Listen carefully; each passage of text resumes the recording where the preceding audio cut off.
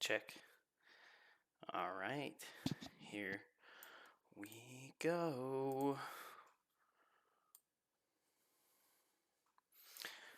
What is up?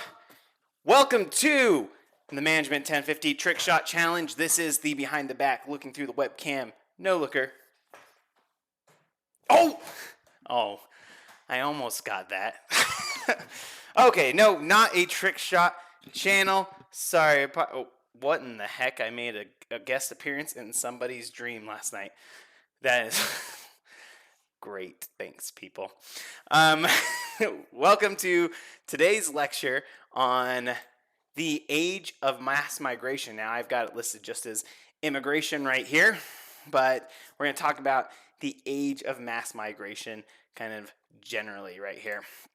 So immigration is just really an iconic part of American history. It's integrated with the story of America, and that's reflected in even just the way we portray the history of America in movies. So you have Feifel in An American Tale, right? This is a story about immigration. We've got Newt Scamander coming in Fantastic Beasts and Where to Find Them, right? Like the reason why we have immigrants here is because it's just iconic. It's synonymous with the story of America. Here's a picture of from Ellis Island in 1906, and you just have the people packed right here, right? Like it's hard to imagine packing all these people on the ship right here, trying to get them into America, the sacrifices that these people are making. But this picture actually looks pretty similar to a picture from just 18 months ago, right? This is in Mexico in 2018. This is the Migrant Caravan that was coming up through Mexico to try and get here to the United States. And here you have people packed. Now, I'm sorry if this image is triggering, or the image before as well.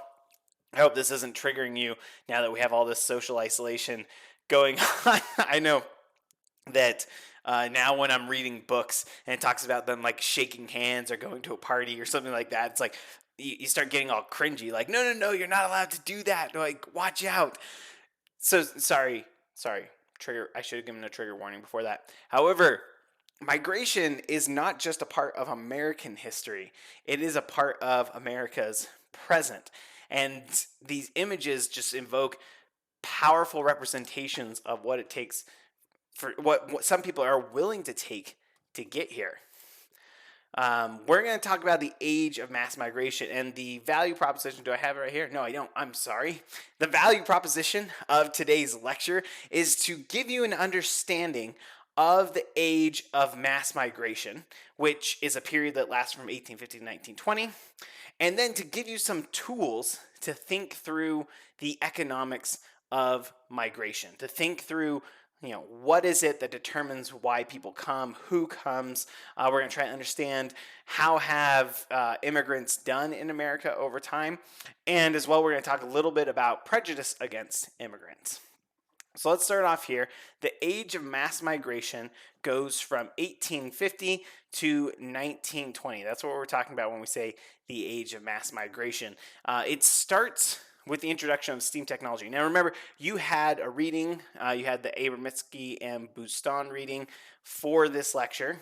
A lot of things are going to come from that reading. It's a fantastic summary of American migration. I think Leah Buston, one of the co-authors on that, she is like one of the top migration economists. She's just, especially history of migration, like she's just constantly coming out with such interesting pieces on what's happened with migration and just the economics of immigration. She's also very active on Twitter. If you are interested, if you're on Twitter and you follow economics people, I would recommend looking for Leah Buston on Twitter. You'll find great things from her. So in that paper, they mentioned that the age of mass migration really starts with the introduction of steam technology, where we have, again, think about the economics of this. Steam technology makes traveling across the Atlantic much cheaper and makes it much quicker. So as you lower the cost, you're going to bring more people in. 55 million immigrants leave Europe during this time, of which 30 million settle in the United States. So the majority are coming to the United States, but it's not all of them. I think sometimes we hold up the US as this, while immigration is iconic and interwoven with American economic history, American history just general, and how we think about American history, it's important to realize that they're not just coming to the United States. They are also coming to places like Argentina, Brazil, some in Chile. Like, they're going to South America as well. Argentina is a really popular location actually at this time. And remember, as we talked about earlier in the semester, Argentina at this time is doing just as well as the United States, possibly better. There's kind of like some bets going that it's going to be the more dominant economy. So this is the age of mass migration. What's interesting to me, and the graph that just sticks with me when I think of the age of mass migration, is this right here. This is the foreign-born flow as percentage of the U.S. population. This is the immigration rate. How many people are coming into the country relative to the entire population? And what you see is that migration rates historically were much higher. Like, just look at that. How well does this come through? Hopefully, in this little rectangle right here, hopefully you can see that those rates during the age of mass migration are just monumental. These things are huge. Tons and tons of people are coming here. Now, the magnitudes are a bit, the peak is 1.6%. That's pretty big. And then we have a sudden decline following 1914, 1917. This is in response to World War I. We have some of the first restrictions on immigration at that time. Those restrictions get cemented, and immigration rates have been really low relative to history. So we talk about how much migration we have today, and that's often like a hot topic in politics.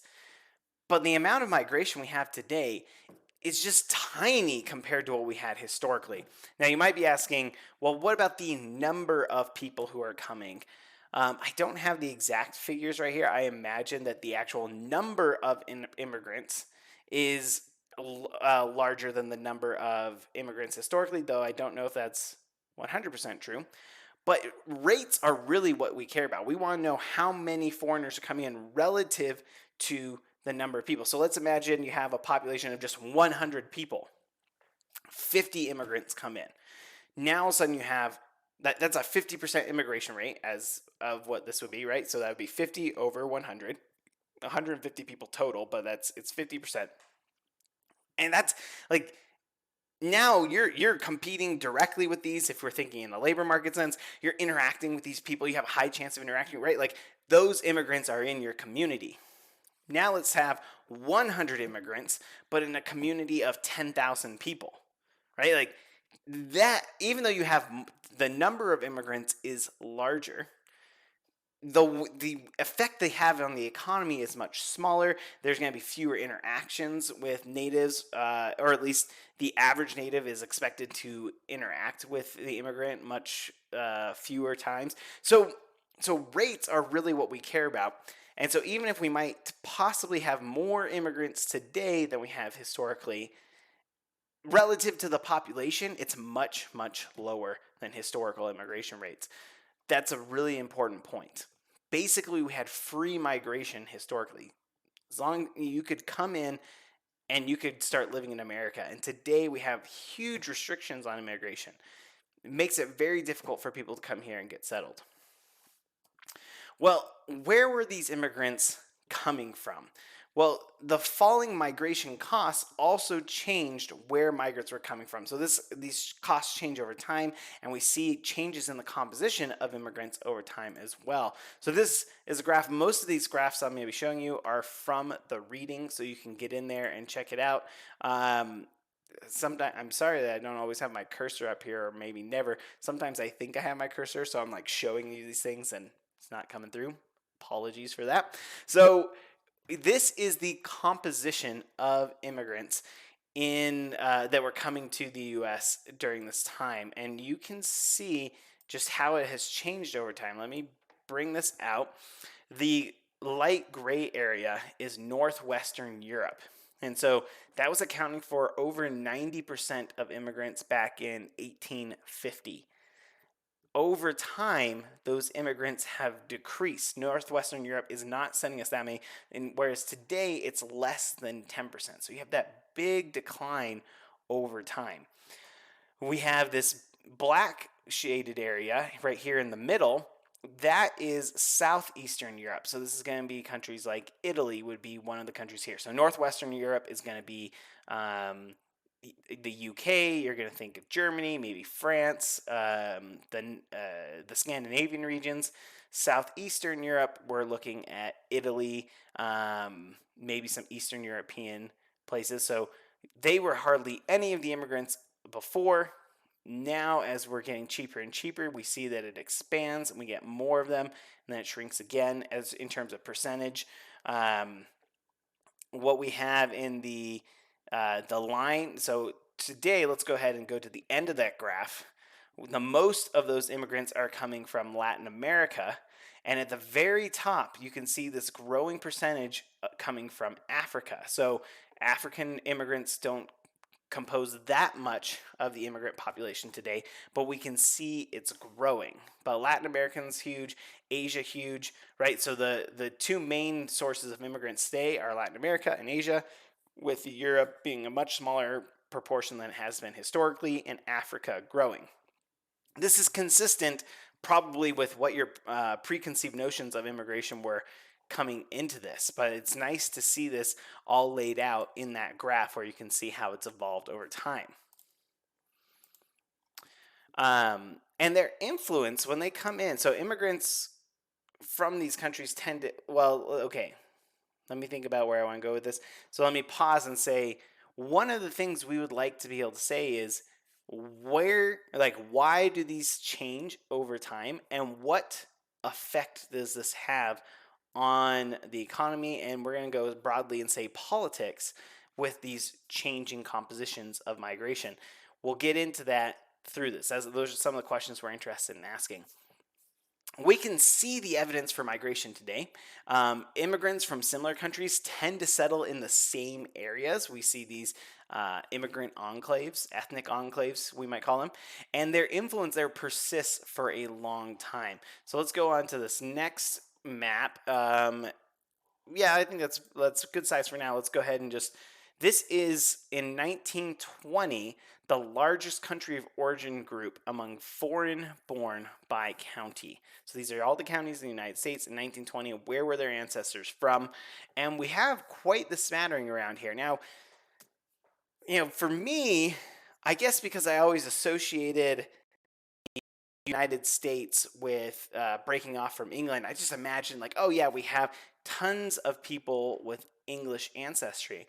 But if you look at this map, England is orange, and you see it hardly pops up.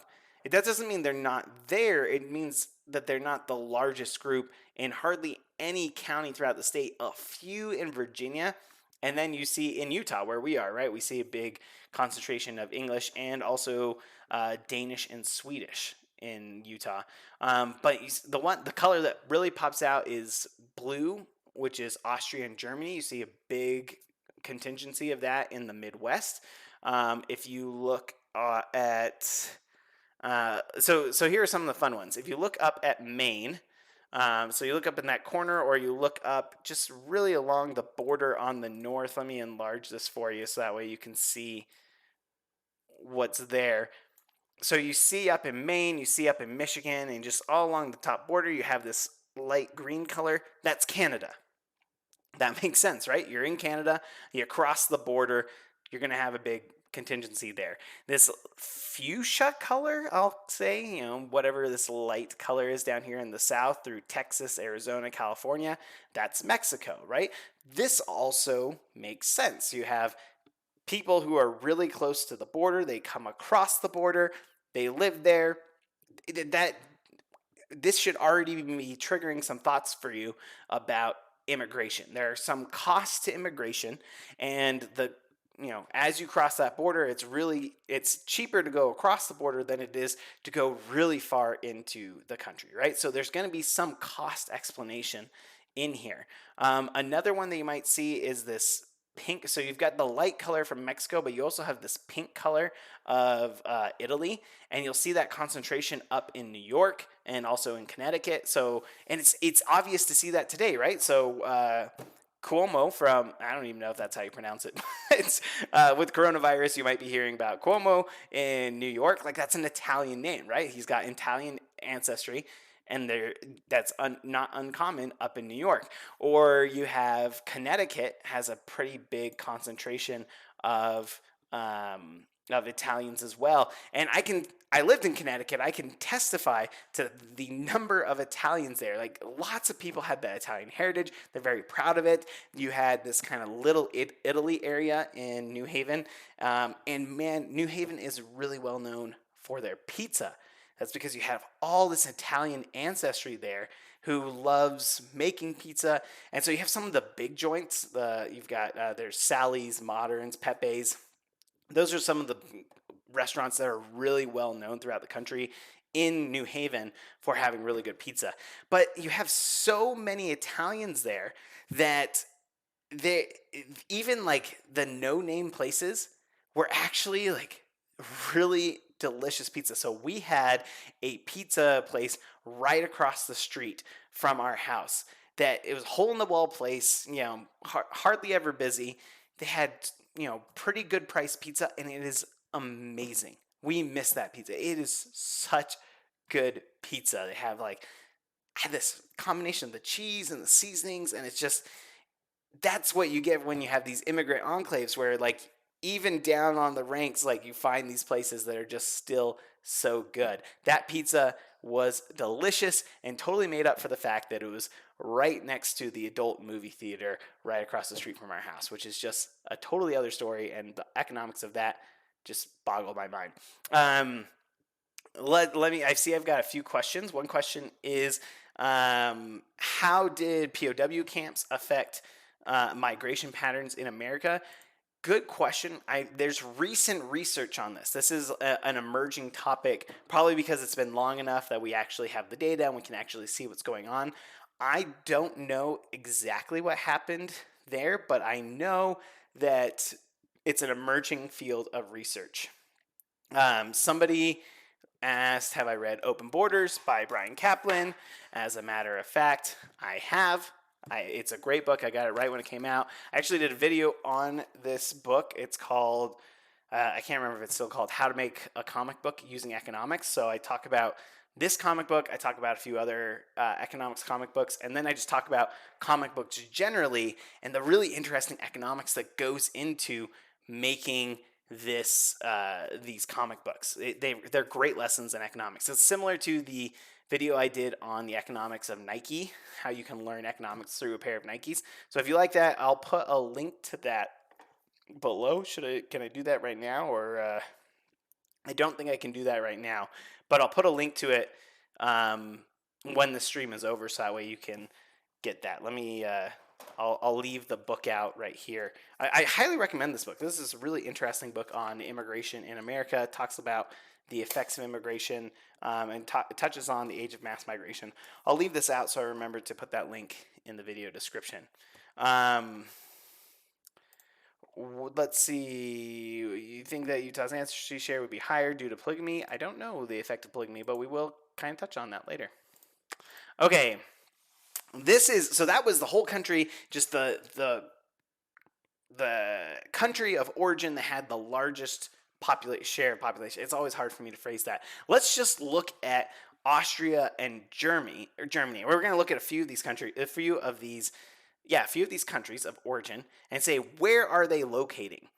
And so the darker the area in these graphs, the more of that population that's settled in these areas. And what you can see here, Germany has some really interesting migration patterns. So we have this concentration of immigrants up in, so we're looking at Wisconsin, we're looking at kind of by Michigan, Illinois. We've got that Great Plains area, northern Great Plains. We get them throughout the country, really, except for in the South. Hardly any of them are coming to the South. And that's because, maybe not totally, but part of why they're there is that Germans were fiercely opposed to slavery. Ideologically, they did not like slavery. And so they are very repelled by the South. They don't go down there. They help support the North on the Civil War. They're very anti-slavery. So you have this really interesting cultural pattern about where these immigrants are settling. But I think the bigger part is like you just get this really concentrated pattern of Germans in the United States.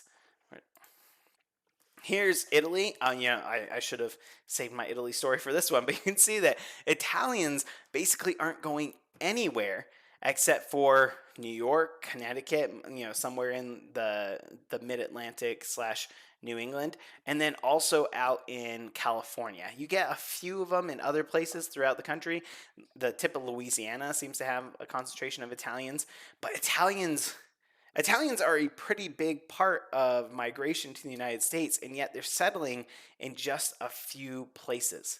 This is really interesting, right? Immigration is not random. Immigration is not just sprinkling people throughout the country. There's something about where people end up. And we might want to think about what is the economic story there. I invite you to go ahead and think about that. If you've got ideas, start putting them in the chat. Why is it that immigrants tend to settle in some places and not others?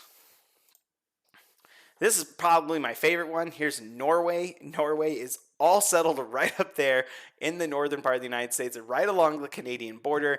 I don't know, is the story here just Norway is cold and miserable, so they also come to the part of the United States that's cold and miserable? I don't know, but that's what it looks like to me. So we've kind of thrown out some of these ideas right here, that we have migration patterns, and what we've got is lots of migration early in the American experience that died and then dies off in the 19-teens. We have the origin of these migrants changes over time, and we also have where they end up changes, or maybe not changes, changes across immigrant groups. So we have just all this really interesting facts about migration in the United States and in U.S. history that make us wonder, is there an economic explanation for what we're seeing here? So look at that. We've got one suggestion. They go to places with climates similar to what they had back home. That fits with Norway, but I don't know if does Italy really fit that pattern. You have Italians going to New York and Connecticut versus Italians going to California. Those are very different climates. So I'm not sure if that quite fits. Germany, maybe, I don't know. So this is a hypothesis, right? This is a hypothesis that we could possibly test. We could say, what are the areas in the United States that are most similar to the countries where people are coming from? Are they landing in those areas? We could test that. That's something we can do with data.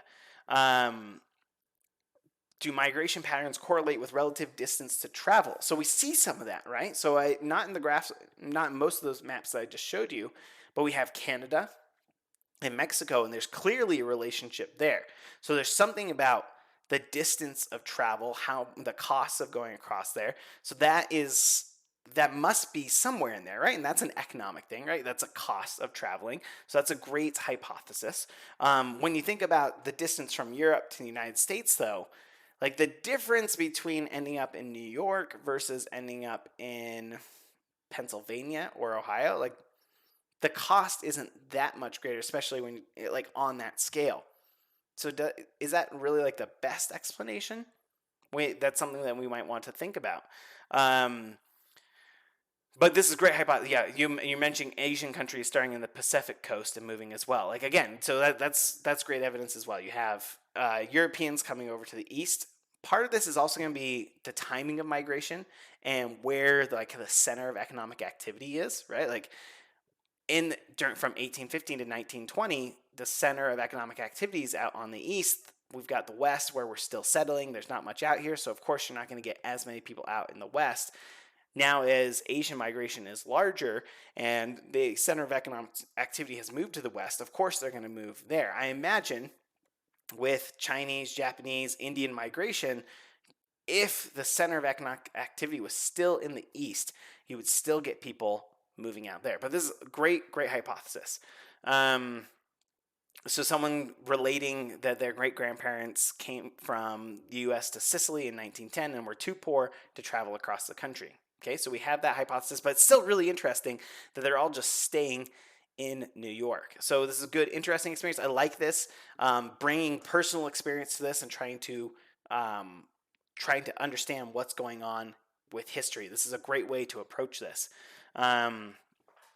Easier for them to find jobs and opportunities, less discrimination. That's a great question. What is it about those places that makes it that way?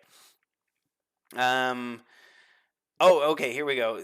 So then the Sicilian migrants, they wanted to stay near other Italians and they speak the language and share the culture. Why is that important? Other than just fitting in, economically, why is that an important factor for migration? You're really on the right track there. Where does Pennsylvania Dutch come from? I don't know the full history. Now remember, these were relative numbers, so I don't want to like ascribe too much to them. Obviously, Pennsylvania Dutch has a lot of German heritage there. It's just that some areas might have had more German heritage than others. What about opportunity? Okay, where do they go? Do they go to places with more opportunity? Similar to this on where the economic center of the country is, right? So yes, so we're thinking about some of the suggestions have been the cost of migration, right? The distance they have to travel. Some of these explanations have been the benefits, right? Like where are they going? What kind of opportunities are they going to have available to them? It looks like they're going the places with opportunity. I guess the question is still then why did Italians have more opportunity in New York and Germans have more opportunities in the plains? I think that's an interesting thing to think about. Let's see. Arabs tend to migrate to the East Coast where there's a bigger community and it's closer to the Atlantic Ocean. So here again, we have costs and benefits coming into this explanation.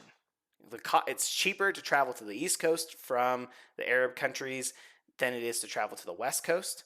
The difference in costs on the long run, again, probably not that big, but yes, there is a little bit of difference. So that's a cost explanation. And then there's the benefit explanation, which is they're going to be in their community. Again, what is it about these communities that is important to this story? Lots of Italians in Northern California. There's similar Mediterranean type climate, right? So we've got some climate stories here. Stimulus package. We probably will not talk about the stimulus package in this lecture. I apologize, just because the topic of this lecture is American economic history. How much are they willing to risk in order to get better job or better opportunity? Okay, so there's going to be a risk aspect that we might want to think about here. So these are good suggestions, good ideas. A lot of these things are going to come in and come to play. We're going to go into a really simple model of migration. We're not going to go into too much detail. And the model that we're going to talk about is going to be useful. It's going to give some powerful predictions. In no ways do I want to say that this is what determines migration and there's nothing else in there, right? Like this is that opportunity for you to think about what are the assumptions that go into this model? How are these assumptions not true in the world that we see? So the model that we're going to talk about is called the ROI model. And this is a framework for thinking about who migrates. So again, we're not going to cover everything about migration, but we're going to talk about who migrates from a country. And it's going to be the ROI model that gives us at least a way to think about this. So we're going to make this really simple. And we're just going to say that there are two countries. There's a source country and a destination country. Now, source country, I'm going to use the example as China because immigration today is, there's lots of immigration from China. So we're going to use that together. And we're going to have destination country just to be the US because, of course, that's the topic of this lecture. But this is going to apply with any other country as well. There's also going to be the implications of if there are multiple countries here. But just to keep things simple, let's talk about these two countries. We want to know who leaves the source country, who leaves China and heads to the destination country, the United States. What kind of people leave China and move to the United States? Thought I clicked it. Then there we go. So the ROI model is going to start with these assumptions. The cost of moving from the source country to the destination country is the same for everyone. Okay, think about this as a plane ticket. Doesn't matter if you're rich or poor, you have to buy a ticket to get here, and that ticket costs the same no matter what your income status is. Okay, doesn't matter what your education status is, doesn't matter anything about you.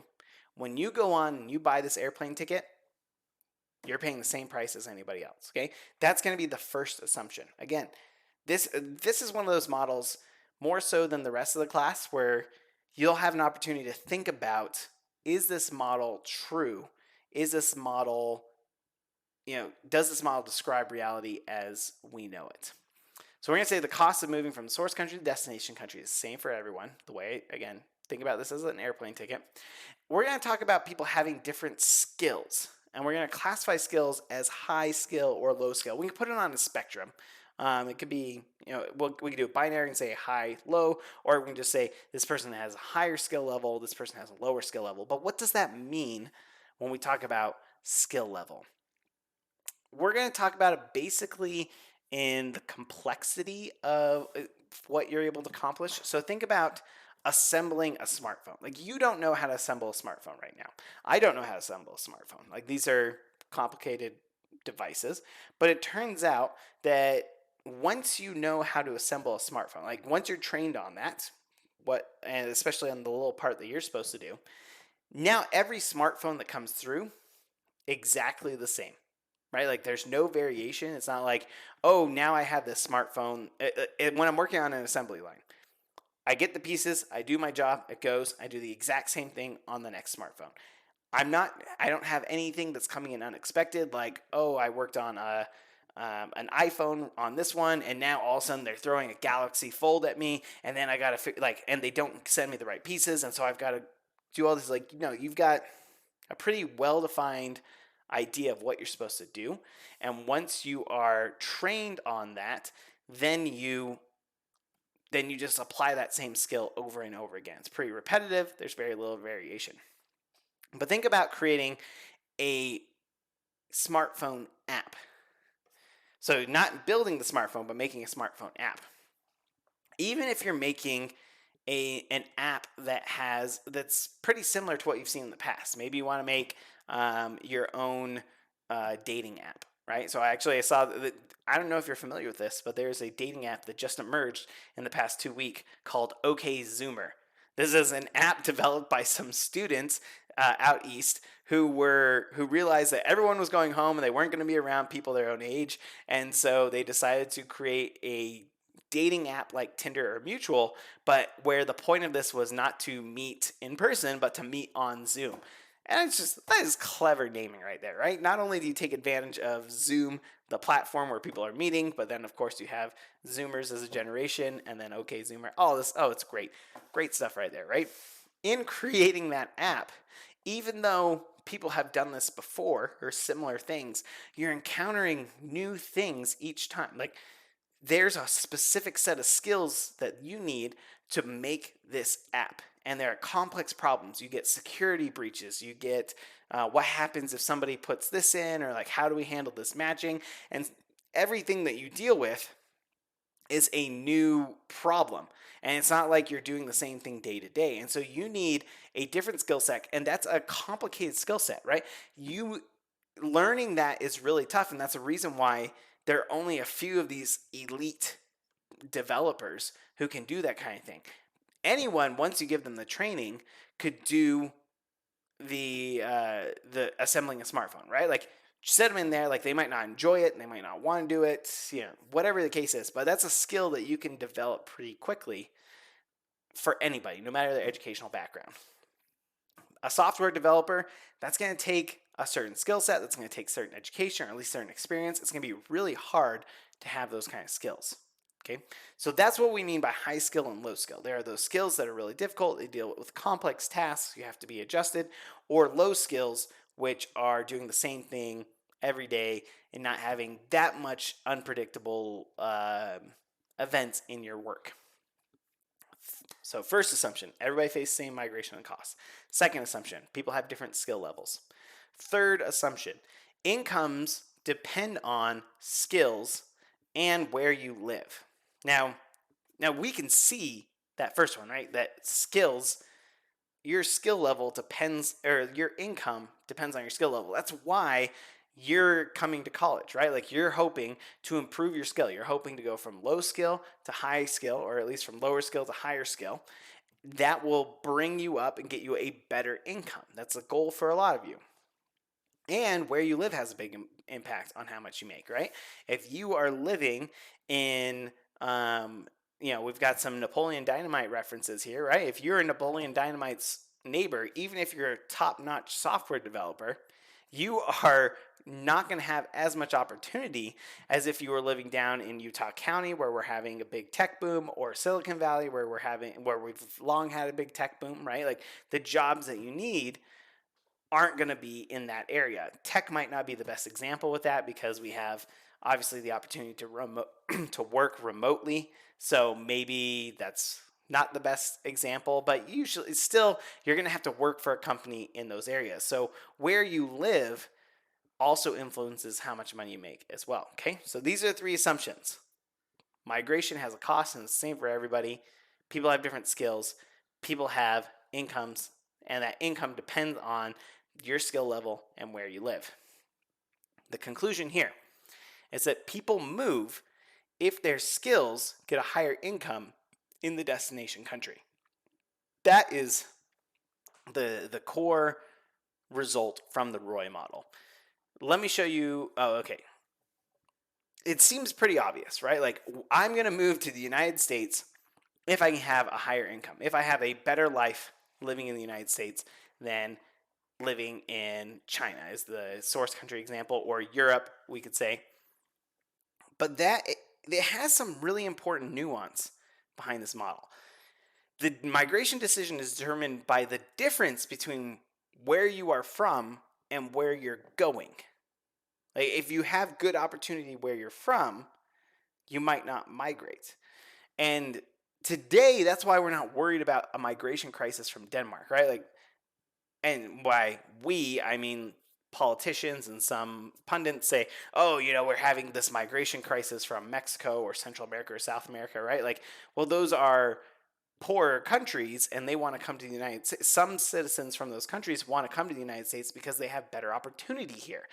Denmark has a pretty similar average income, maybe even slightly higher than here in the United States. So people from Denmark aren't rushing to get to the United States. So we're not worried about a migration crisis from Denmark, because a lot of Danes don't have a big opportunity to improve their life by coming to the United States.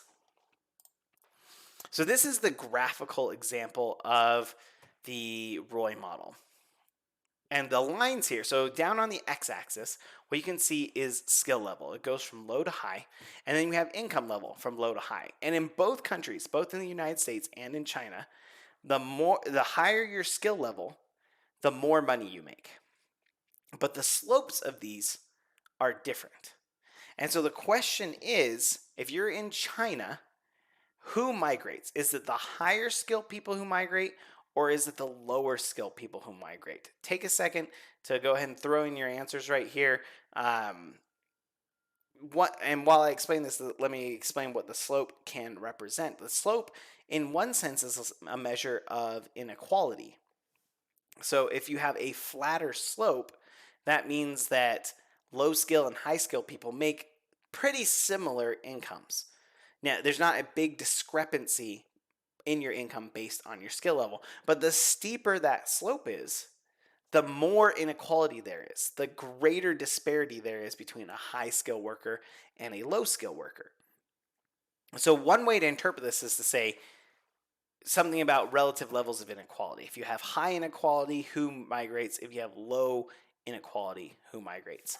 Okay, now that I've had that tangent, the stream has caught up where we're starting to get people commenting. So this is great.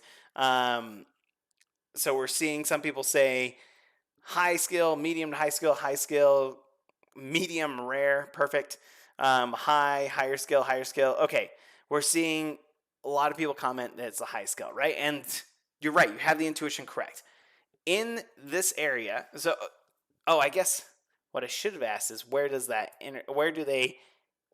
cutoff? But we're getting some people that recognize middle to high skill. So the cutoff is going to be right here where they intersect, right? At that intersection point, a person in that person living in China or living in the United States would make the exact same income, right? They're right there. Sorry, I just see we've got a comment that low income might want to come for other reasons not related to income, like human rights. Fantastic input right there. In this model, human rights isn't associated with it, right? Like, that's a flaw of this model. And these are the kind of things that are really important for us to be considering. Like, what is this model missing? Well, this model is missing things like human rights or, human rights is a pretty broad umbrella, right? Religious freedom, free speech, political persecution, right? Like, a lot of those things aren't there.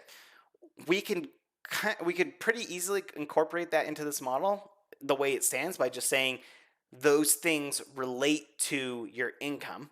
And so we're just going to some way amortize that into your income, and we could shift this, right? But you're right. We don't have that in here. And that's one of the flaws, right? Like, that's great. That's what we want to do as economists is we want to think about how do these models work and do the assumptions that go into them match what we see in the real life? And could that change the predictions, right? We're trying to come up with predictions on who migrates. And if we don't have human rights in here, we might be making some inaccurate predictions. So I'm glad you brought that up. Would someone be willing to immigrate if their income would be cut a bit, but there are better public goods? Again, one way for us to incorporate this is to say that value is being incorporated into this income, right? Like, your income is not just the money that you receive, it is also the amenities that you get to enjoy while you're there, and we could incorporate it in there. But right now, we don't frankly have that in here. Like I said, we can easily incorporate it by interpreting income in a broad sense, but these are great things to bring up. Like, what is it, when we're thinking about why do people migrate, what is it that drives that? What if the line doesn't intersect? Great question. Let's draw that. So I've got my handy dandy whiteboard here. I don't even think, you guys probably weren't even live when the big comfy couch was on air. Has anyone seen the big, oh no, that was not Big Comfy Couch. That was Blue's Clues. You guys have definitely seen Blue's Clues. My handy dandy whiteboard. So we're going to do skills on the x-axis. We're going to have income on the y-axis. And let's say this is China. And this is the US. Okay, I always have trouble orienting this here. Okay, if that is what it looks like, if that's what the two places look like, then everybody in China wants to migrate to the US. That is the implication right there, right? Like, everybody in China comes to the US. It doesn't matter your skill level because everybody could improve their life by going there. That might not always be the case. I don't know how often that is the case, but it's definitely the case that if they don't intersect, then everybody from one country would want to move to the other country. Oh, look at that. We do have somebody who has seen Big Comfy Couch, and they're messing the dust thingies. They were dust bunnies. Come on, underneath the couch there were dust bunnies. Come on. Oh yeah, okay. We have somebody who recognized they were dust bunnies. Big Comfy Couch, man. Good time. Blue's Clues. You know that there's a new Blue's Clues now, right? Like, so you had Joe. Wait, who was the first one? Steve was the first one. Joe, his brother, takes over. Then I don't know what happened for a few years, and now there's a new guy on Blue's Clues. He's Asian, so I can't imagine that he's another brother of this. But yeah, Blue's Clues, new representation. Way to go, Blue's Clues. Okay, so we're gonna so if they do intersect at the point of intersection, that's the person who's indifferent between migrating between these two countries. You stay in China if you're low skill in this case, because your income is going to be higher in China than it is in the US. And if you're high skill, you move to the US. This is going to tell us something about what we call migrant selection. Now, none of these words have some sort of value statement attached to them. This is just a way that we describe what's going on here. And you'll see what I mean here. When we say selection, we mean what characteristics do migrants have relative to the population of the source country. So are Chinese immigrants more educated than the average Chinese person or less educated than the average Chinese person, right? From where they're coming from. That's what selection means. We're selecting migrants from the country. Are we selecting them from the top part of the distribution or the bottom part of the distribution? So when migrants have higher skills and education than the average person in the country, we say that's positive selection. Positive being if you took their, so let's have skill level represented by S of the migrants, and you have S bar as the average. So this is the skill of the migrants. This is the average skill in China. Well, if this is higher than S bar, then that's going to be greater than 0, right? That difference is positive. So that's positive selection. Negative selection. I don't even know why I'm writing this. I just miss writing on the board, guys. I miss you guys. Can I tell you how excited I was to get all those pictures? I know I sent out that email, but it just made me happy. Don't worry, you'll get a chance to do it. So negative, oh, I didn't put the bar right there.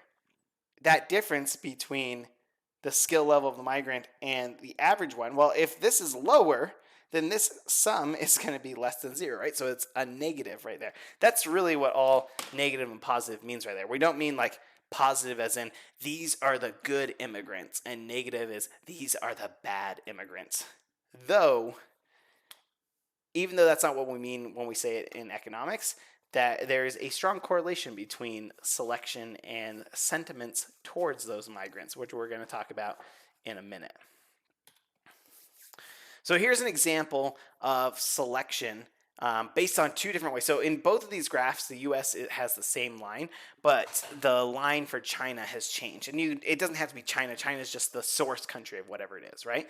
So if that line is flatter in the source country than it is in the US, right? So on the left-hand side, you can see that China's line is flatter than the US. We're getting positive selection because we have less inequality in China. We have more inequality in the US. Now, more inequality we typically, we've talked about in the past. There are good things about inequality, like we talked about innovation and how innovation is motivated in part by inequality. We've talked about bad things in inequality, like the way it affects institutions. Regardless, when you have higher inequality in the destination country, that means that there's an incentive for the richer people, or not the richer, the more educated people to come because they're going to have a higher return on their skill level than in their source country. However, if inequality is higher in the source country, then we're going to say that you have negative selection. People from the bottom end of the distribution are coming because they have a higher return on their low skills in that other country. They're more similar to the rich incomes in that country. And so like one way to think about this is let's think about Mexico today, or just like Latin America generally, since that's where we have a lot of migration. Do those countries have higher inequality than the US or lower inequality than the US? They have higher inequality, right? Like a lot of Latin America is characterized by really high inequality. Who do we see coming from those countries? Well, we see a lot of the less educated people coming here, right? These are the farmhands, a lot of service workers. We see a lot of this. Now, again, this is a general model, right? Obviously, we're still seeing some people with high skills coming to the United States from these countries. But on average, the person coming from these countries are usually from the low end of the education, or the low end of education or skills, and they come here because they have that big opportunity to improve their incomes because they have those high skills. Now, think about these countries where they have less inequality. So if you think of like Canada, Canada has lower inequality than the United States. Well, who is moving here from Canada?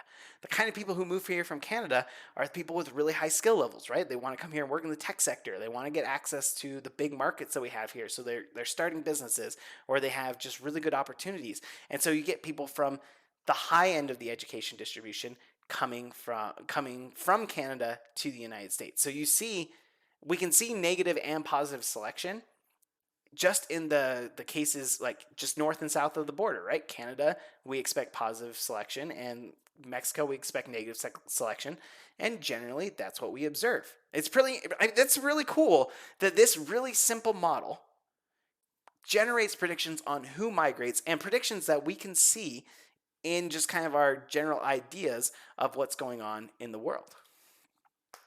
So what was selection like during the age of mass migration? Well, Ireland, Norway, and Italy at the time had greater inequality than the US did, right? Okay, greater inequality. Now, if you're thinking about this and you like have to have a question on this and you say greater inequality, like do not worry about the slopes. So just draw. So you're going to have your line. Here's skills on the x-axis, income on the y-axis. So this is the US, okay? Just draw a line for the US and you say, man, that US looks fantastic. Think about, okay, it has greater inequality. So greater inequality means that the line has to be steeper. So now that you've already drawn this line, just draw a steeper line and say, this is Ireland or Norway or whatever, right? So we have a steeper line, and then you ask yourself, what is selection going to look like there? Well, we can say, these are the people who are going to want to migrate, right? And they're coming from the bottom of the distribution. So this means it's negative selection, right? Like it's a pretty easy way to draw this out. Really simple. You don't need to know the specifics. Just think about relative inequality. Boom, you can generate, we expect negative selection from these countries.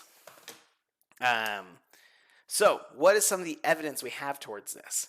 You have Irish migrants had lower paid occupations than those who stayed in Ireland. Okay, so they're coming from the bottom of the income distribution.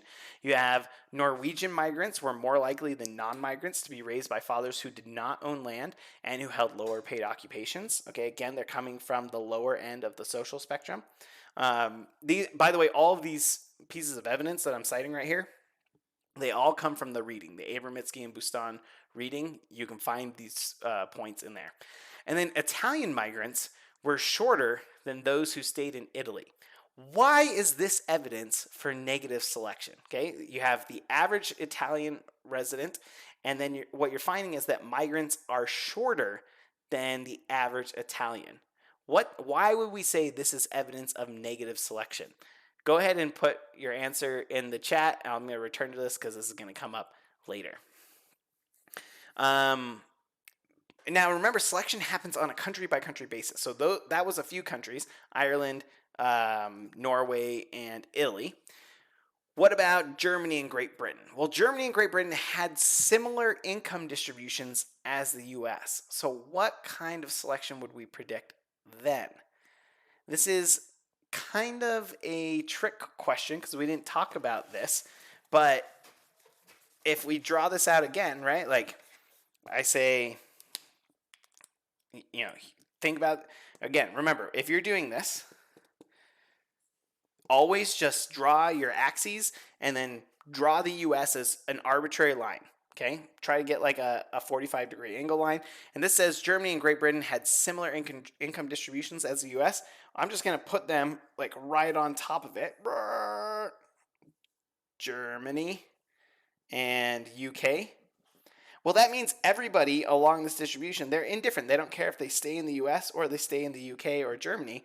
So you could find like migrants from anywhere across this distribution. You're going to find what we would call neutral selection.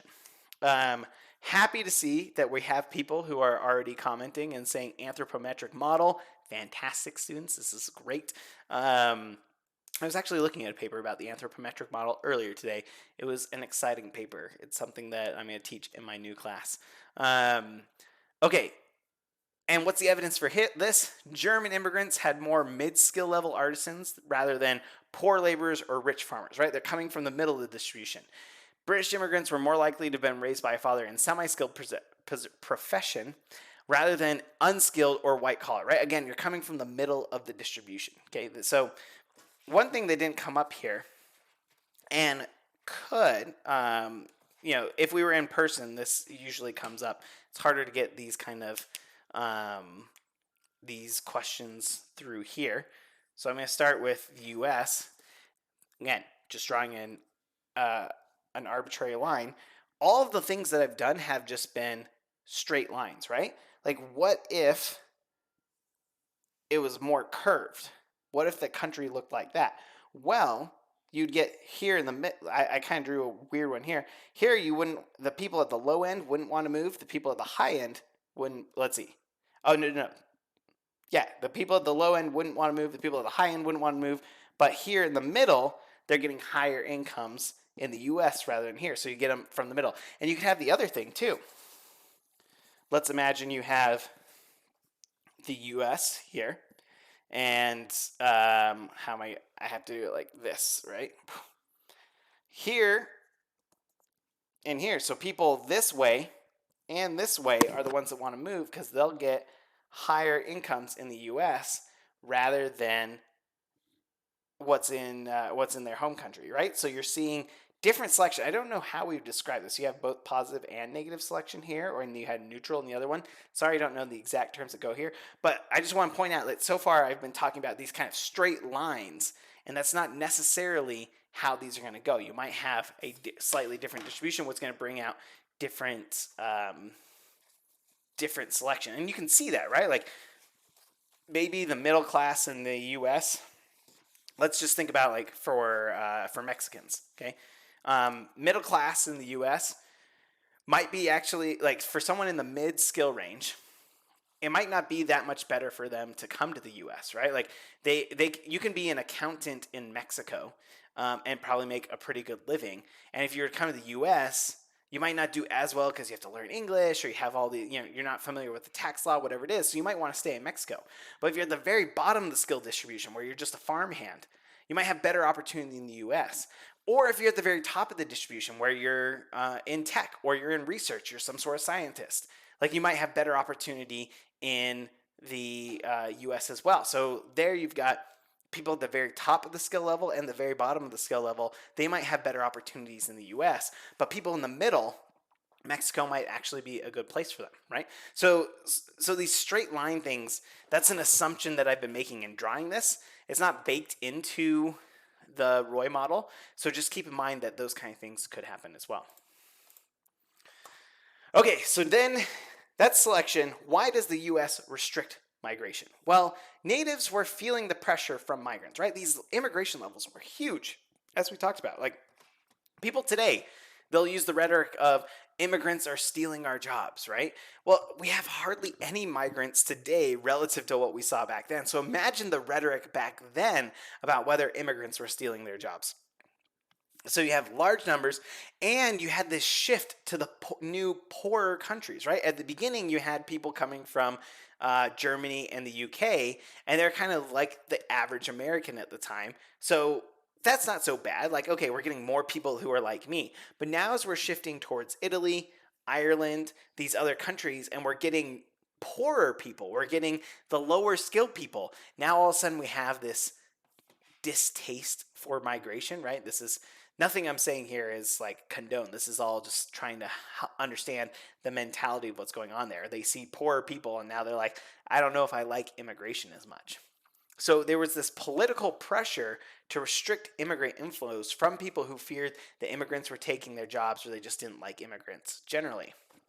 That fear peaks during World War I. Right now, World War I, we have this fear that, like Germans could come in and take over our country, or like for national defense, we want to make sure that our borders are closed. We use similar arguments today when we're talking about migration.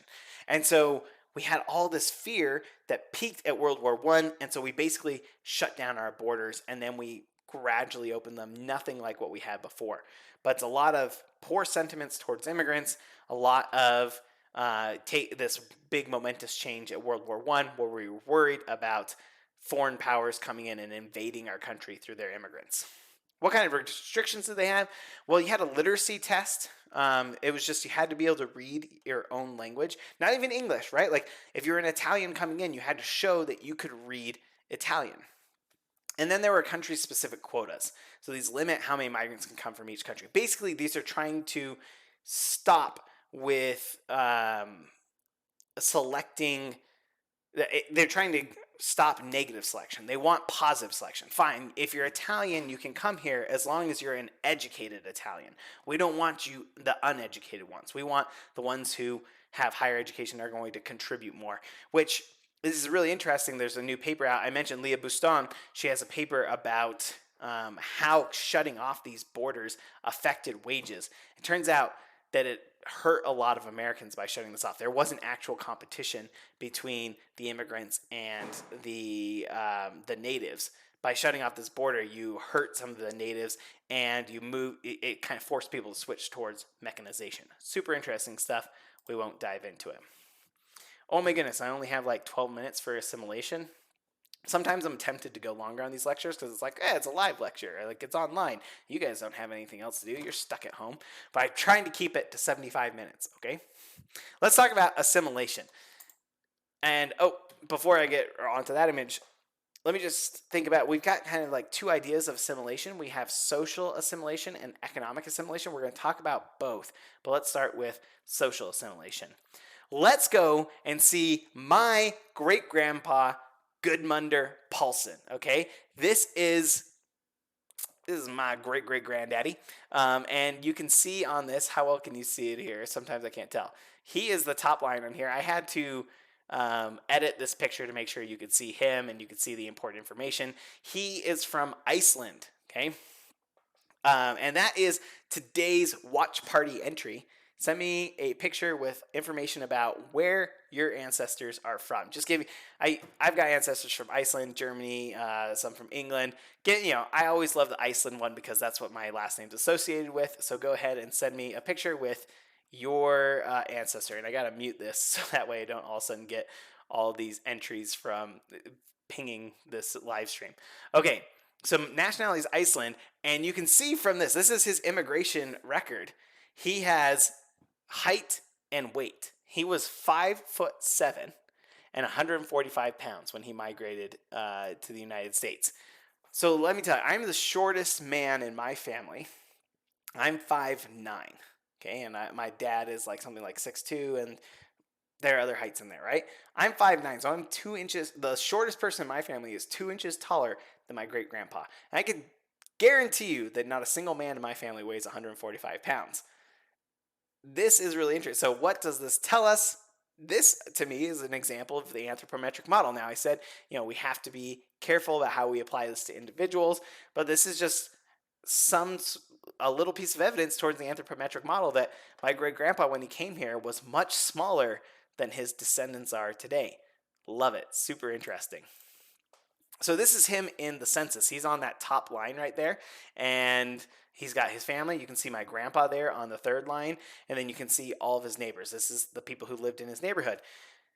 If we want to talk about cultural or social assimilation, we can look at the neighborhood he lived in. How similar was he to the people in this neighborhood? Well, you can see on the far right column, you have Iceland, Germany, where my great-grandpa and his wife were born. And then if you look at all the other households on his street, they're all born in Virginia or North Carolina. So he's the only immigrant in this neighborhood. He and his wife are both immigrants. They're the only ones in this neighborhood. And so that's interesting. You can see in one of these columns that, let's see, where is it? The grade. So if you go to the left, you'll see that my great-grandpa has a 9th grade education, and my great-grandma had H4, which is 4 years of high school. Okay, so, but then if you look at one of his neighbors, 2 years of college was the man, 1 year of high school was the woman. I'm getting 5 hours straight of lecturing. That should be my Mr. Beast challenge right there, right? 24 hours straight of lecturing. Boy, that would be rough. Look at another neighbor, 7 years of education. Another one, 2 years of high school, 7 years.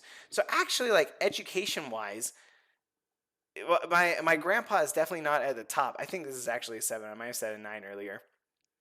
But yeah, so his education is kind of similar to what other people in his neighborhood have. Here's another way you can look at this on the same. One of the things I like about the 1940 census is that it's the first one where you can look up their income. So cool. So you have their occupation and their income. So you have here the occupation for my great grandpa. He was a contractor. He was in construction. Well, let's look at what his neighbors were doing. One was an operator at a service station. Another one a carpenter in construction. Another one was an operator in tobacco. And then one was a blacksmith on the railroad. In terms of occupations, my grandpa looks pretty similar to the other people around him, right? It kind of feels like he's in a neighborhood. He looks, if you didn't know that he was an immigrant, you might not be able to tell based on his education or his profession. And then if you go over and look at the income, you see that my grandpa in the year before, in 1939, made $1,820. The other people, you're seeing like 1710, 966, 1700. Guys, my grandpa was the rich guy in the neighborhood. I am proud of you, Gramps. Not my grandpa, my great grandpa. But that's really interesting, right? Like, the immigrant here is the one doing the best in this area. And that's telling us a little bit about economic assimilation here. So what is assimilation? We usually think about assimilation in cultural terms. Like, when do immigrants and their descendants become Americanized? We can talk a little bit about cultural assimilation at the end, but let's think about economic assimilation.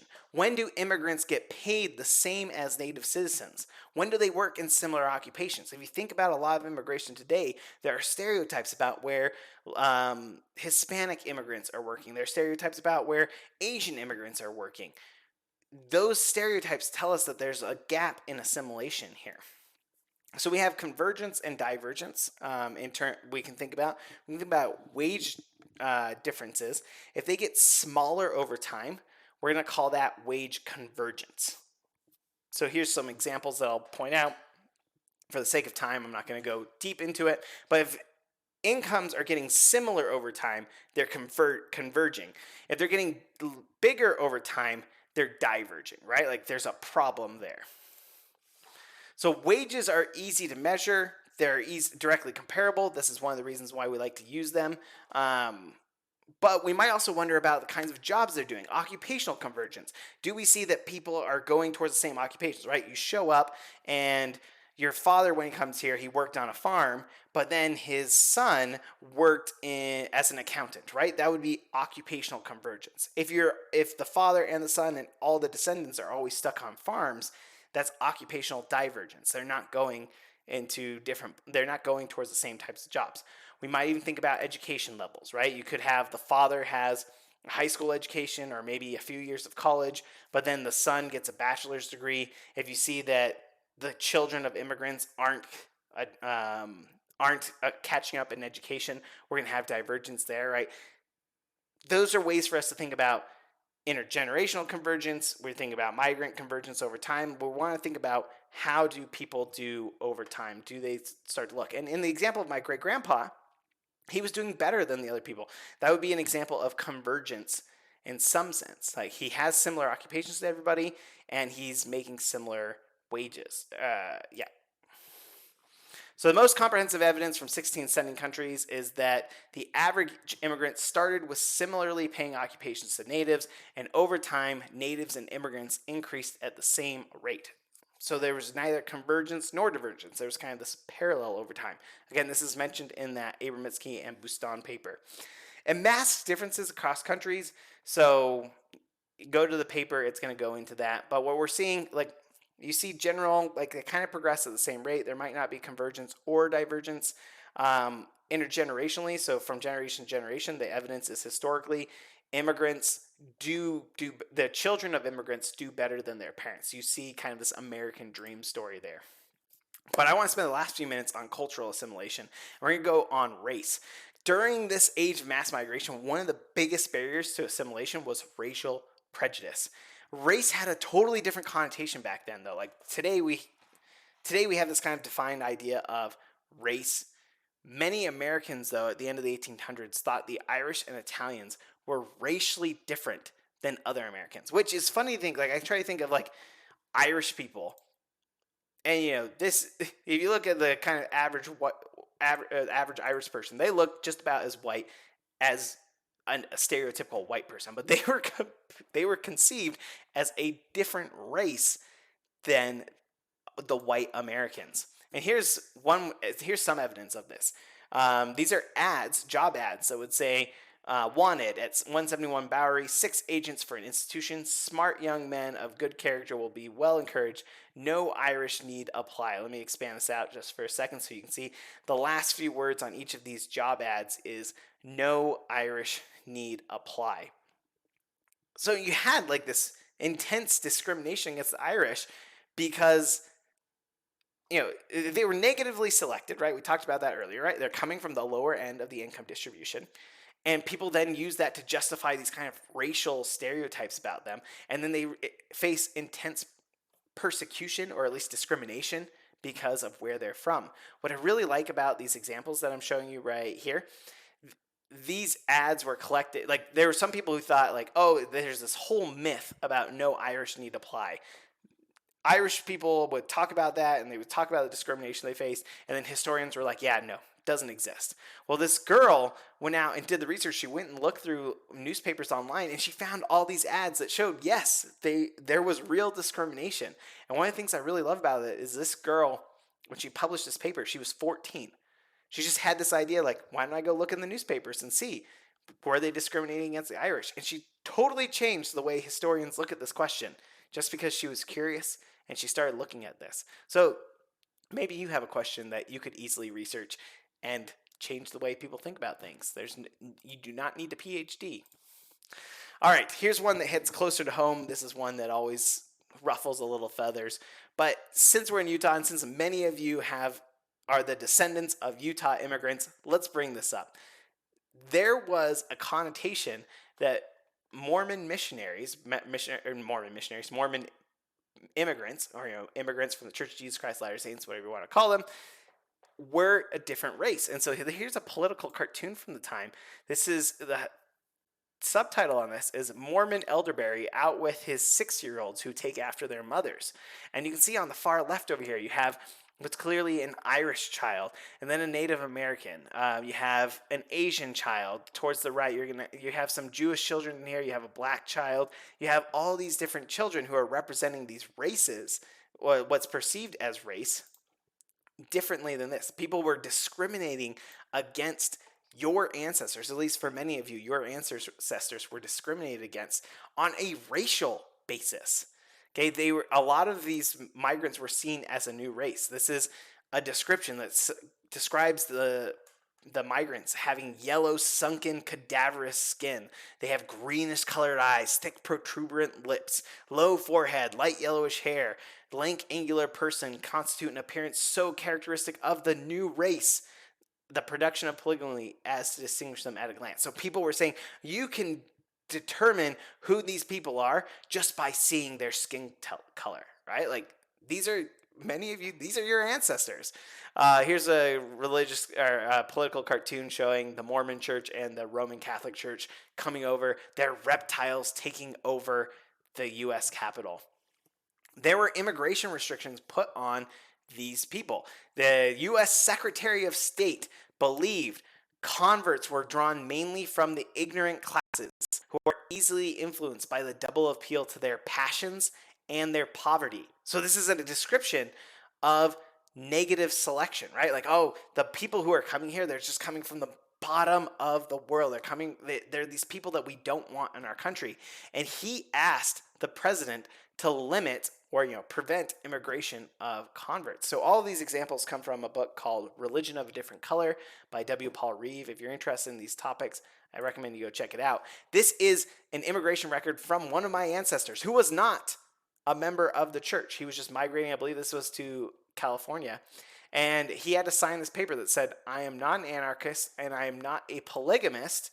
Or let me expand this so you can see this. I am not a polygamist nor a believer in the practice of polygamy. Okay? When he migrated here, even though he was not in the sect, this was a general migration sheet. You had to sign and say that you were basically not a member of the Church of Jesus Christ of Latter-day Saints. For the sake of time, I'll stop right there and just say the reason why I bring this up is because many of you are descendants of these migrants, and they were discriminated against based on these kind of racial ideas. And today, a lot of people use those same sort of racial justifications to discriminate against immigrants. And you should realize that we look at this and say, this sounds ridiculous when you look at Utah migrants, right? Utah today would be a stereotypical white state. To apply these kind of racial discrimination against the immigrants that we see today is going to seem just as ridiculous in 100 years than it is today, that today is for looking at these Utah migrants, okay? Keep that in mind. Please do not use these kind of silly justifications for restricting immigration. So, next week, we're going to get into some really exciting lectures on women in the labor force and also the civil rights movement. We're going to kind of continue this theme of participating in the labor force as we did with immigrants. Some of the best lectures are coming, guys. Women in the labor force, good stuff. Civil rights lecture, fantastic. After that, we're going to talk about China. Man, I'm just really excited about the lectures that are coming up. I hope you guys are staying on point on this. I really appreciate your time. I know that this is a difficult time, so thank you for sticking with me through this lecture. And I look forward to hearing from you in these next lectures. We'll see you then.